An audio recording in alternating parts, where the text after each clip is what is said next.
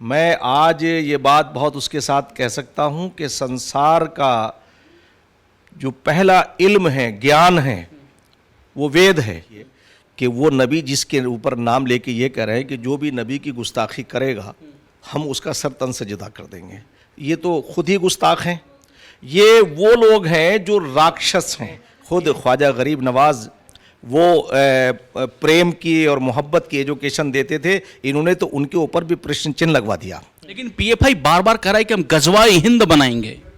अब ये मैं बहुत इस पे मुझे बहुत दुर्भाग्य इस बात का है कि ये लोग कौन इस देश के अंदर और दुनिया के अंदर क्यों ऐसा वबाल मचा रहे हैं। पहली बात तो मैं ये कहना चाहता हूँ कि गज़वा हिंद वो जंग है, यानी उस जंग को कहते हैं जिसमें मोहम्मद साहब स्वयं शरीक हों। अब मोहम्मद साहब तो दुनिया में है ही नहीं। जब दुनिया में नहीं है तो मैं इनसे जानना चाहता हूँ कि आप किस गज़वे की बात कर रहे हैं। मैं आज ये बात बहुत उसके साथ कह सकता हूँ कि संसार का जो पहला इल्म है, ज्ञान है, वो वेद है। ये वो लोग हैं जो राक्षस हैं। इन्हें किसी तरह से भी ये नहीं कहा जा सकता कि ये ज़मीन के अंदर वो ज़मीन जो ईश्वर ने अमन व अमान के लिए पैदा की है। मैं आज ये कहना चाहता हूँ कि जब हमारा हिंदुस्तान, हमारा भारत आज़ाद हुआ तो यहाँ टू थ्योरी नेशंस के बारे में बात हुई। हमारे लोगों ने, हिंदू और मुसलमानों ने कहा कि नहीं, हम सब एक हैं, और इसी आधार पे कहा था कि हमारे नफ़े और नुकसान एक हैं, और हमारी पूजा पद्धति अलग हो सकती हैं, मगर जिसकी हम प्रस्तिश करते हैं, जिससे प्रार्थना करते हैं, वो तो एक ही है। और वो उसने बगैर किसी भेदभाव के हमें एक ही नरो नारी से पैदा किया है। यानी जो भी ईश्वर को जब वो एक मानेगा, उसकी प्रस्तिश करेगा, और उसी की प्रस्तिश सब करते हैं। उससे किसी की लड़ाई नहीं हो सकती, उससे कोई नहीं लड़ सकता। वो उसने कहा कि वो स्वर्ग में जाएगा। अब मैं उनसे पूछना चाहता हूं, उन लोगों से जो इस तरह से आपस में दो भाइयों को लड़ा रहे हैं, खून खराबा करा रहे हैं, ये कौन सी इनकी राजनीति है, कौन सी ये धार्मिक एजुकेशन है। चाहे वो पीएफआई हो और चाहे कोई और अन्य संगठन हो, जो भी विघटनकारी कार्यों को अंजाम देता है, उसे किसी तरह से भी अच्छा मनुष्य उसे नहीं कहा जाएगा, अच्छा इंसान नहीं कहा जाएगा। और अच्छा इंसान अगर वो नहीं है और उसकी प्रवृत्ति जो है वो राक्षस जैसी है, तो ऐसे लोगों को सलाखों के पीछे होना चाहिए। सरकार को तत्काल फैसला लेना चाहिए कि उनके ऊपर प्रतिबंधित करें और उन्हें सलाखों के पीछे डालें। कि वो नबी जिसके ऊपर नाम लेके ये कह रहे हैं कि जो भी नबी की गुस्ताखी करेगा हम उसका सर तन से जुदा कर देंगे, ये तो खुद ही गुस्ताख हैं। गुस्ताख ये यूं है, देखिए, अगर आप लॉ एंड ऑर्डर को ना माने, आप किसी के आदेश को ना माने, उनके अहकामात को ना माने, उनके जो निर्देश हैं उन्हें ना माने, तो आप कौन हैं? आप राक्षस हुए ना, आप उनके अवहेलना करने वाले हुए ना।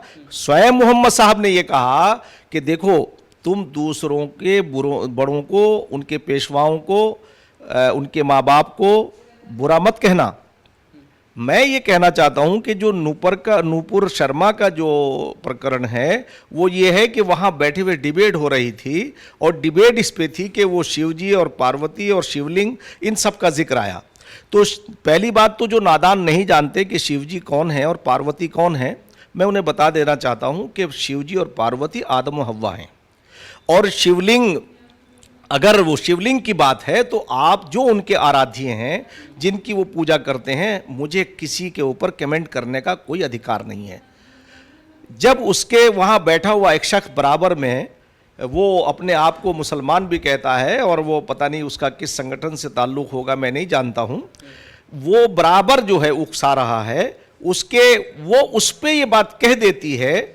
मैं ये समझता हूँ कि उसे आवेश में आकर के अपने आप को संयमित रखना चाहिए था, नहीं कहना चाहिए था, इसलिए कि वो मोहम्मद साहब जो पैगंबर हैं, वो रहमतुल्लिल आलमीन हैं।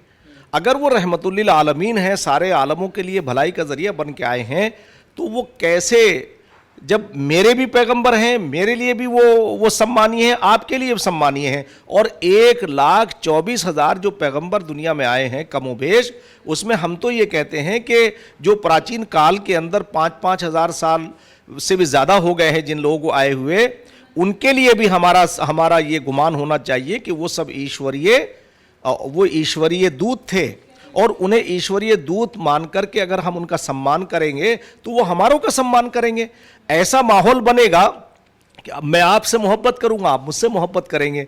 मैं इस संदर्भ में मैं आज ये महसूस कर रहा हूं कि ये जो लोग अलग अलग जो ये फसाद करा रहे हैं, ये सरतन से जुदा कर रहे हैं, ये मोहम्मद साहब की तालीम नहीं है, ये राक्षस शैतान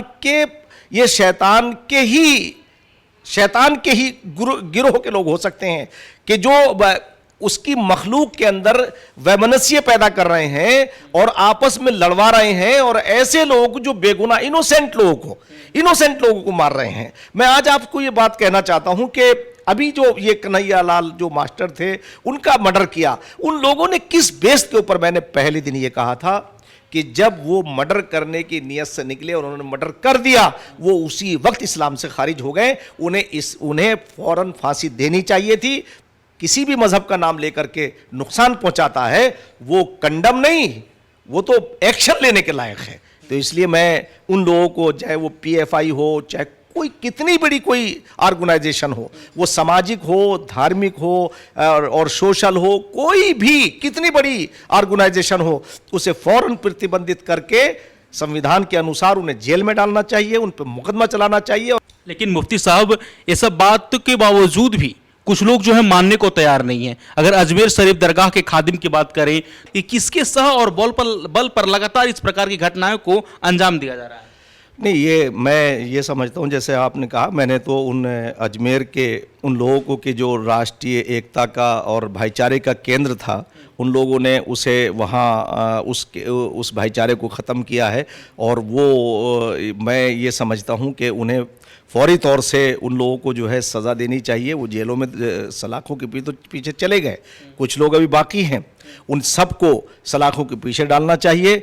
और ये बात मैं समझता हूँ कि उन्होंने किसी तरह से भी उसे जायज़ ठहराया ही नहीं जा सकता है। वो जहाँ जिस जगह पे वो बैठे हैं, खुद ख्वाजा गरीब नवाज़ वो प्रेम की और मोहब्बत की एजुकेशन देते थे, इन्होंने तो उनके ऊपर भी प्रश्न चिन्ह लगवा दिया। आज पूरी दुनिया में मैं एक बात ये ज़रूर कहूँगा आपके माध्यम से कि हमारे प्रधानमंत्री श्री नरेंद्र मोदी जी, उन्होंने एक डिप्लोमेटिक तौर से जो हमारे रिलेशन पूरी दुनिया से हुए हैं जी, जो हमारे प्रधानमंत्री हैं, उन्होंने बग़ैर भेदभाव के जो कार्य किए हैं, उससे सारे जो समूचा विपक्ष है जो वो बौखलाहट में मुब्तला हो गया है। जैसे मैं आपको एक बहुत चौंकाने वाली बात आपको लगेगी, वो कहना चाहता हूँ कि ईश्वरीय पॉलिसी ये है, अल्लाह की पॉलिसी ये है कि वो कमज़ोरों को ताकत देगा और उन्हें हुकूमत देगा। जब वो हुकूमत करेंगे तो वो कमज़ोरों की भलाई के लिए काम करेंगे। मैं कुरान को इस बारे में कहना चाहता हूँ कि उसका संदर्भ तो बनी इसराइल और फ़िरौन है। बनी इसराइल जो आज ये इज़राइल कहलाता है, ये मूसा की कौम है। उस वक्त जो है, उस वक्त कुछ ये आयतें उस वक्त उस तरफ इशारा करती हैं, व नुरीदु अन्ना मुन्ना अल्लज़ीनस्तुज़ीफ़ू फ़िल अर्ज़ व नजअलहुम वला नजअलहुमुल वारिसीन। हम चाहते हैं कि जिन्हें ज़मीनों के अंदर कमज़ोर किया गया है, हम उन्हें ताकत दें, हम हुकूमत दें उन्हें, और हुकूमत नहीं, हम उन्हें ज़मीनों का भी वारिस बना देंगे। तो आज देखिए, संदर्भ लीजिए आप, संदर्भ ये लीजिए कि ईश्वर चाहते हैं, हमारा मालिक चाहता है, इस ब्रह्मांड का रचेता चाहता है। तो आप गौर करिए, देखिए तमाम पॉलिटिकल पार्टियों पे 75 साल हमें होने जा रहे हैं, हम अमृत महोत्सव मना रहे हैं। श्री नरेंद्र मोदी जी एक ऐसे व्यक्ति हैं जिनका कोई किसी भी जनरेशन से, उनका किसी राजघराने से या किसी राज पुरोहित से उनका कोई ताल्लुक़ नहीं रहा है। वो बिल्कुल एक साधारण व्यक्ति हैं, हमारे जैसे हैं। वो निकल कर के आते हैं और वो आने के बाद यहाँ लोगों को का आह्वान करते हैं।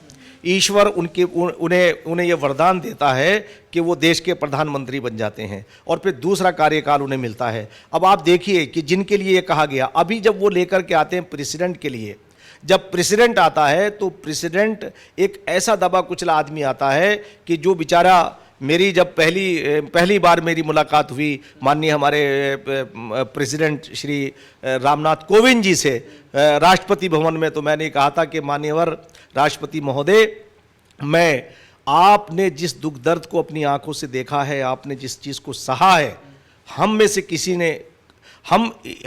किसी ने इतना नहीं सहा होगा। तो माननीय राष्ट्रपति महोदय जी, तो मैंने ये कहा था कि मैं अलीगढ़ मुस्लिम यूनिवर्सिटी में उस वक्त उनका प्रतिनिधि था एज ए कोर्ट के मेंबर के, तो मैंने उस वक्त ये कहा था कि माननीय, हम ये चाहते हैं कि जो ये हमारे इदारे हैं, जो हमारे ये यूनिवर्सिटीज़ हैं, इनमें जो दबे कुचले लोग पढ़ रहे हैं, एजुकेशन के ऊपर मैंने उनसे निवेदन किया था कि उसे सस्ता करना चाहिए। तो आज एक दूसरा जो उनके बाद में जो दूसरा राष्ट्रपति आने जा रहा है, वो तो बिल्कुल जिसे पंडित दीनदयाल जी ने और महात्मा गांधी जी ने, पंडित दीनदयाल जी ने कहा, वो आखिरी सीढ़ी पे खड़ा हुआ इंसान, और यही बात महात्मा गांधी जी ने कही थी कि वो आखिरी पंक्ति में खड़ा हुआ इंसान, उसके लिए आप क्या कर सकते हैं। आज उस आखिरी पंक्ति की एक महिला हमारी राष्ट्रपति होने जा रही है, और ये ईश्वरीय वरदान है।